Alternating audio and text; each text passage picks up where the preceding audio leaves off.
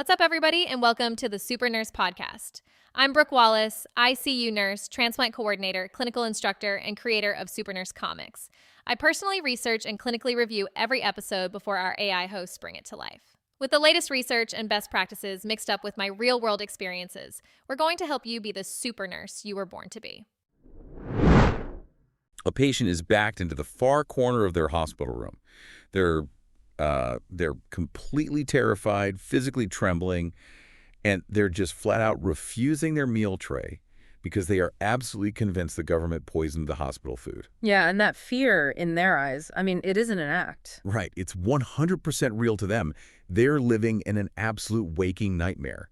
And you're just standing in the doorway holding their medication, wondering what to do. It's a profound level of terror, and as a nurse walking into that room, it can feel incredibly overwhelming if you don't know exactly what you're looking at or really the psychological mechanism behind that fear. Exactly.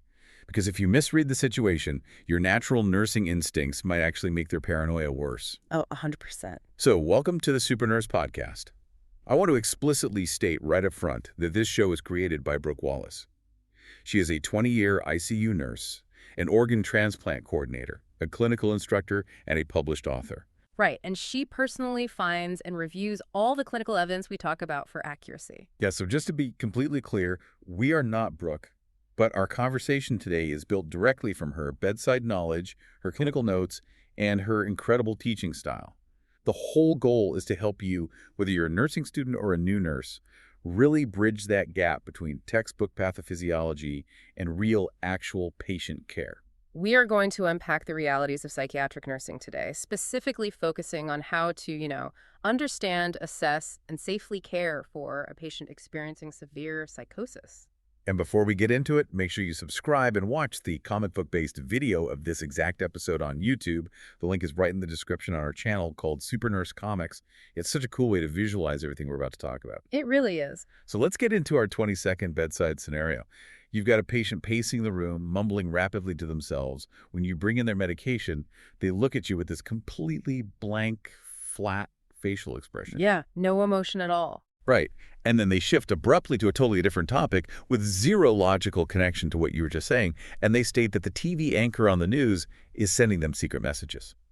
So here is what you need to recognize.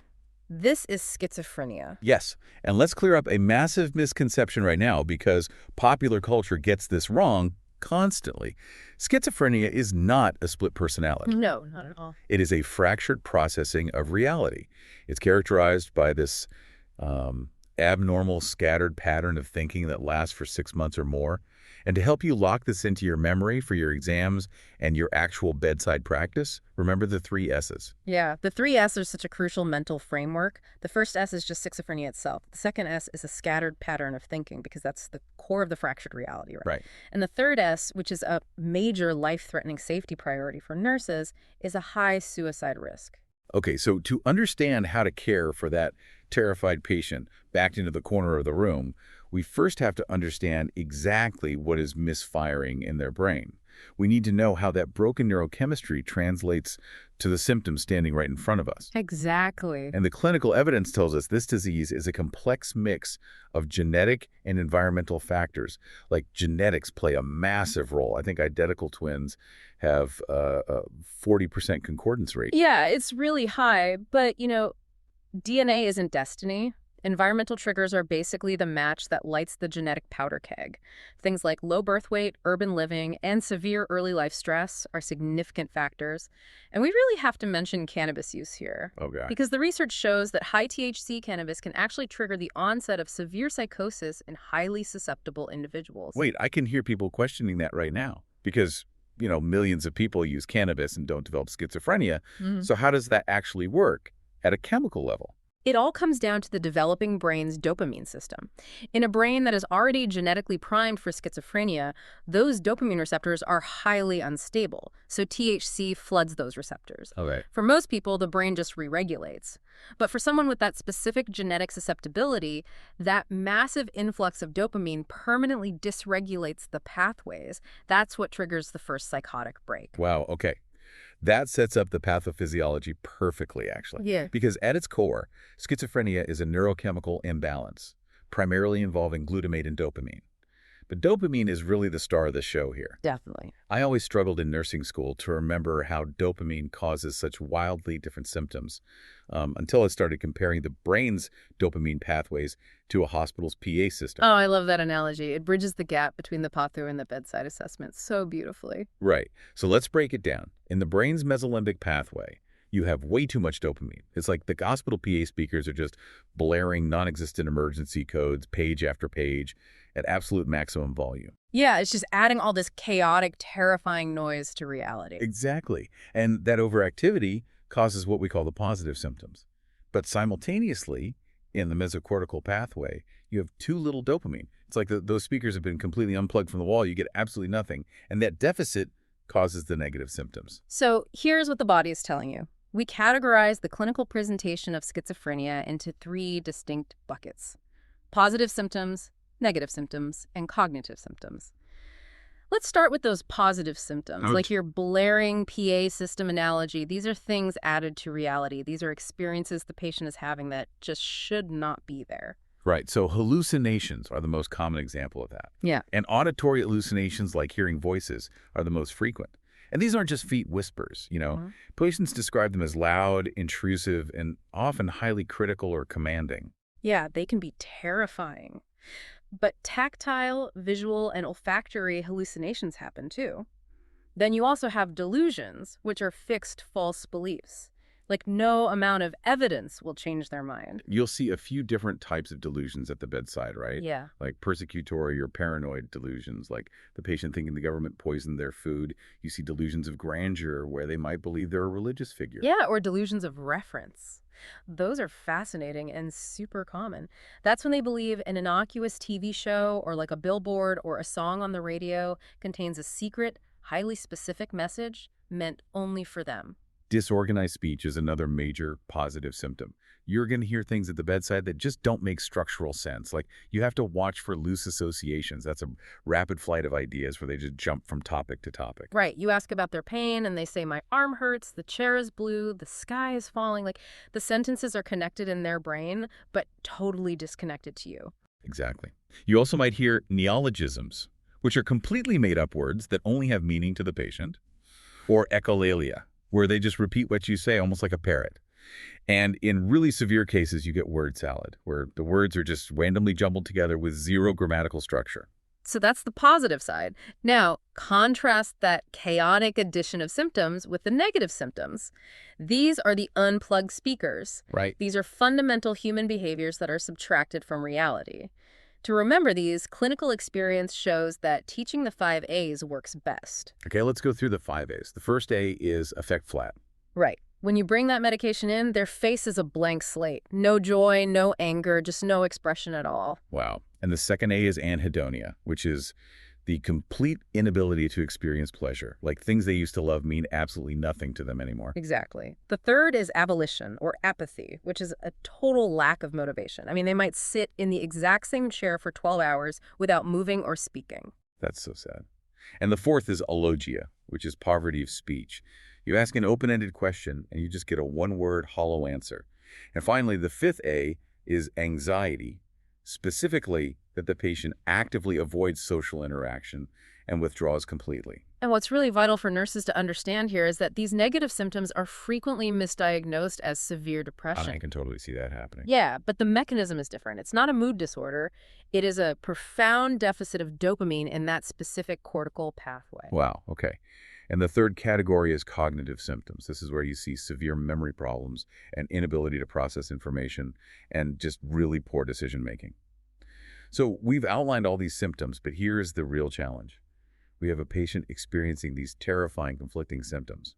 How do we actually talk to them? Yeah, that's the big question. How do we keep them safe without making their paranoia infinitely worse? Well, this brings us to the core of psychiatric nursing. Here is what the nurse does first. It all starts with therapeutic communication. When a patient is experiencing a severe delusion, you must never, ever argue with them or try to logically disprove it. Okay, I have to push back on that a little bit. Okay, go for it. Because my natural human instinct as a new nurse, if a patient thinks their food is poisoned, is to just literally take a bite of their sandwich right in front of them to prove it's safe.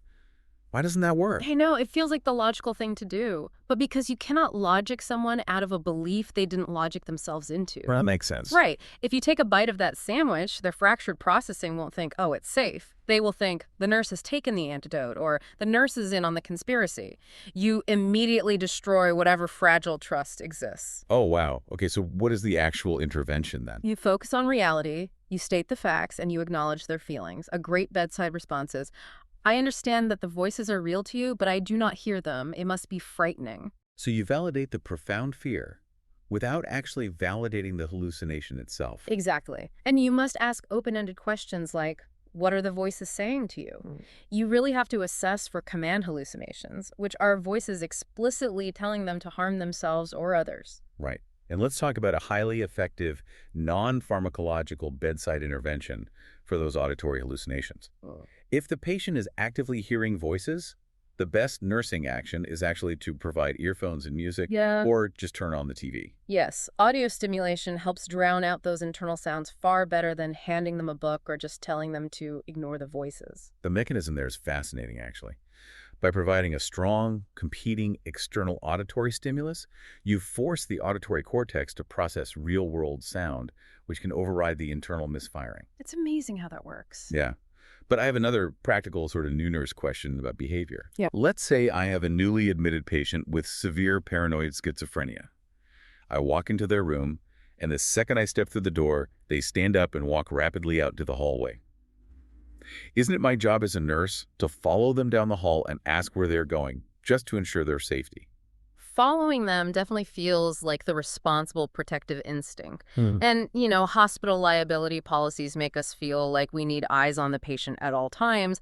But what we know from clinical practice is that following a highly paranoid patient will trigger a massive fight or flight response. Really? Just walking behind them? Yeah, because to a paranoid brain, you are not a nurse ensuring safety. You are a stalker, an agent of whatever conspiracy they believe in, tracking them down.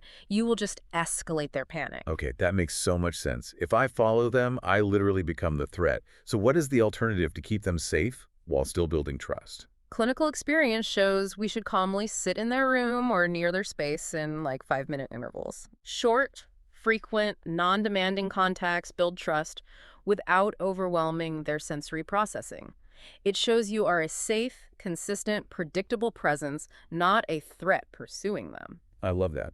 Now, I want to shift to a very specific high-risk presentation. Catatonic schizophrenia. Oh, this is an important one. This is when the patient exhibits bizarre posturing, severe muscle rigidity, and they are completely mute. They might hold their arm up in the air in an awkward position for hours. Yeah, and this presentation shifts your nursing priorities dramatically. With catatonia, the absolute first priority is physiological. You must ensure fluid and nutritional intake. Because they are so locked in their mind, basic human survival instincts just shut down, right? They will literally sit in a chair and dehydrate into acute renal failure right in front of you. Exactly. Basic human needs have to come first. And speaking of safety, we have to circle back to the third S from the beginning of our discussion, suicide risk. Yes. It is incredibly high in this population, often driven by those command hallucinations we talked about earlier. If a patient has an active plan, you must institute continuous one-on-one observation. Right. Place them in a semi-private room near the nurse's station where there is constant foot traffic and visibility. Do not put them in a private, isolated room at the end of the hall where they are alone with their thoughts. And, of course, remove all harmful objects, from shoelaces to glass. Safety is paramount. But, communication and environmental safety are just the foundation. To truly stabilize the patient's brain chemistry, we need to chemically turn down that blaring PA system. We have to anticipate the provider's medical orders, and we must be really proactive and watching for some incredibly dangerous medication side effects. Okay, let's get into the meds. The provider is going to order antipsychotics. The standard medications you will see at the bedside include haloperidol, risperidone, olanzapine, clozapine, and ziprasidone. Right, and these medications work primarily by blocking dopamine receptors. They are trying to reduce that excess dopamine in the mesolimbic pathway to stop the hallucinations and delusions. But wait, remember our earlier problem. If the patient already has too little dopamine in the mesocortical pathway, wouldn't blocking dopamine make their negative symptoms worse? Yes, that is the exact pharmacological dilemma we deal with. Older, typical antipsychotics like haloperidol just blanket blocked dopamine everywhere. Oh, wow. So they fix the hallucinations, but turn the patients into absolute zombies, severely worsening the negative symptoms.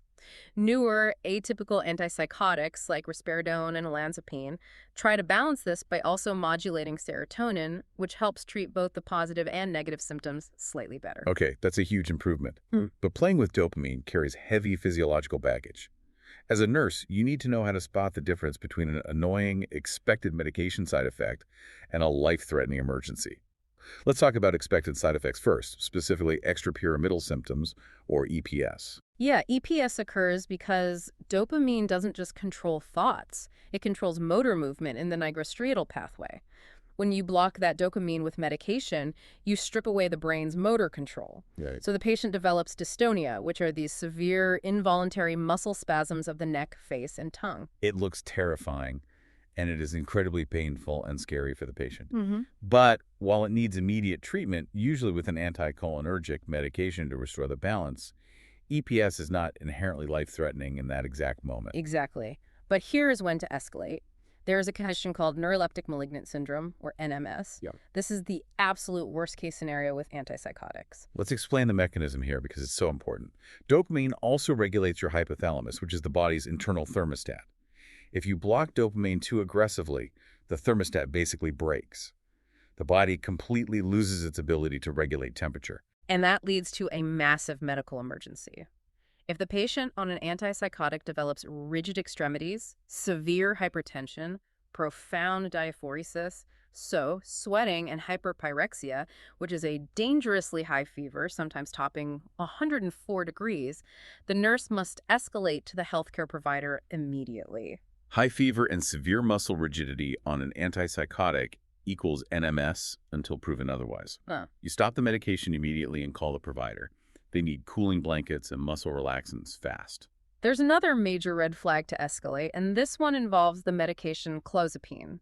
Clozapine is often used for treatment-resistant schizophrenia, but it has a very dangerous side effect profile. Oh yeah, a great bedside memory trick for this is that clozapine zaps white blood cells. It leads to a condition called agranulocytosis, which essentially wipes out the patient's immune system by destroying their neutrophils. The clinical vigilance required for a patient on clozapine, it cannot be overstated. The nurse must relentlessly monitor the patient's complete blood count and absolute neutrophil count. If the overall white blood cell count drops below 5,000, say it comes back at 2,900, or if the patient suddenly complains of even a mild sore throat and a low-grade fever, you escalate immediately. Because their immune system is compromised, a simple sore throat can progress to overwhelming fatal sepsis in a matter of hours. You stop the clozapine and call the provider right away. Finally, before these patients ever discharge, patient education is critical, and this falls squarely on the nurse. We have to teach the patient about weight management because those atypical antipsychotics notoriously disrupt metabolism and cause significant weight gain, which can lead to diabetes. We must also stress the absolute necessity of medication adherence. Stopping these medications cold turkey causes massive rebound psychosis. And of course, we have to circle back to the dangers of illicit substances, especially cannabis. Definitely. We know unequivocally that THC can severely exacerbate their symptoms and trigger devastating psychotic relapses. Education empowers both the patient and their families to recognize the early warning signs of a relapse. Okay, let's ground this all back in the reality of the bedside. We've thrown a lot of pharmacology, brain pathways, and heavy clinical assessments at you today. But when you are standing in that room with a patient backed into a corner, trembling in fear, what you really need to feel is, okay, this matters, but it actually makes sense now, and I know exactly how to use this knowledge to help them. That is the most empathetic way to view it. Yeah. These patients are victims of their own misfiring neurons. They aren't trying to be difficult. They are surviving a waking nightmare that we cannot see.